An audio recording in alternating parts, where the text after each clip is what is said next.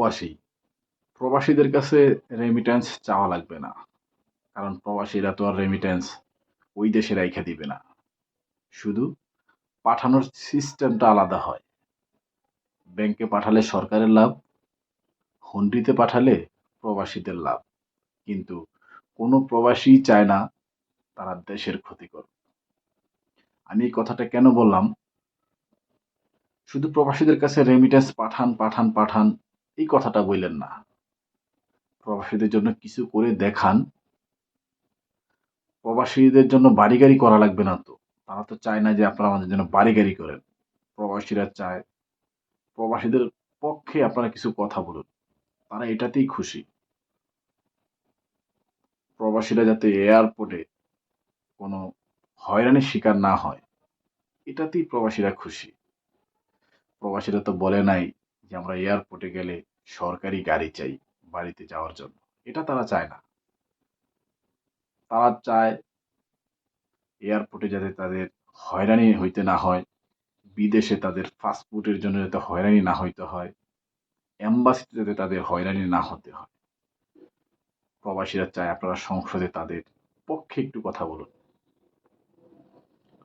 দেখবেন রেমিটেন্স প্রবাসীরা কখনো হুন্ডির চিন্তা করবে না যে আমরা হুন্ডিতে টাকা পাঠাবো।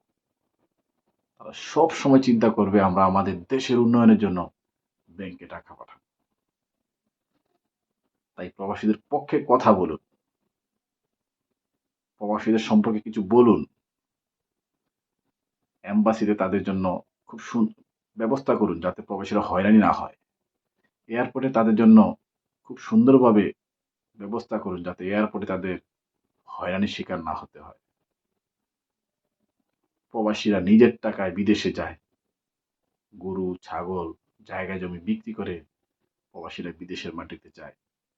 আর সেখান থেকে রেমিটেন্স পাঠায় আমাদের দেশের উন্নয়নের জন্য। সেই প্রবাসীদেরকে কেন হয়রানি হতে হবে? এয়ারপোর্টে হয়রানি দিতে হয়। এম্বাসিতে বিদেশে যে এম্বাসিগুলো আছে বাংলাদেশ এম্বাসি সেখানে হয়রানি হইতে হয়।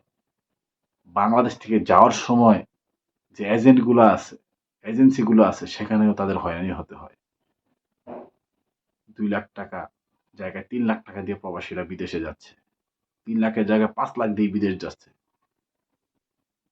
ওখানে গিয়ে কষ্ট করে সেই টাকা আমাদের দেশে পাঠাচ্ছে আমাদের দেশের উন্নতির জন্য। দেশ গড়ার কারিগর প্রবাসীরা। সেই প্রবাসীদের পক্ষে কথা বলুন। প্রবাসীরা যাতে কোথায় হয়রানির শিকার না হতে হয় সেই দিকে আপনারা সুদৃষ্টি দেন। দেখবেন রেমিট্যান্স রেমিট্যান্স প্রবাসীরা দুমসে পাঠাচ্ছে শুধু ব্যাংকের মাধ্যমে। চাওয়া লাগবে না তাদের কাছে। রেমিট্যান্স চাওয়া লাগবে না যে আপনারা রেমিট্যান্স পাঠান। কারণ রেমিট্যান্স ওই দেশে তারা খাইয়া ফেলবে না। বাংলাদেশেই পাঠাবে, শুধু লাইনটা হবে আলাদা। তাদের মন ভালো থাকলে তারা ব্যাংকে পাঠাবে, আর তাদের মনে আঘাত পাইলে তারা হুন্ডিতে পাঠাবে। That's it.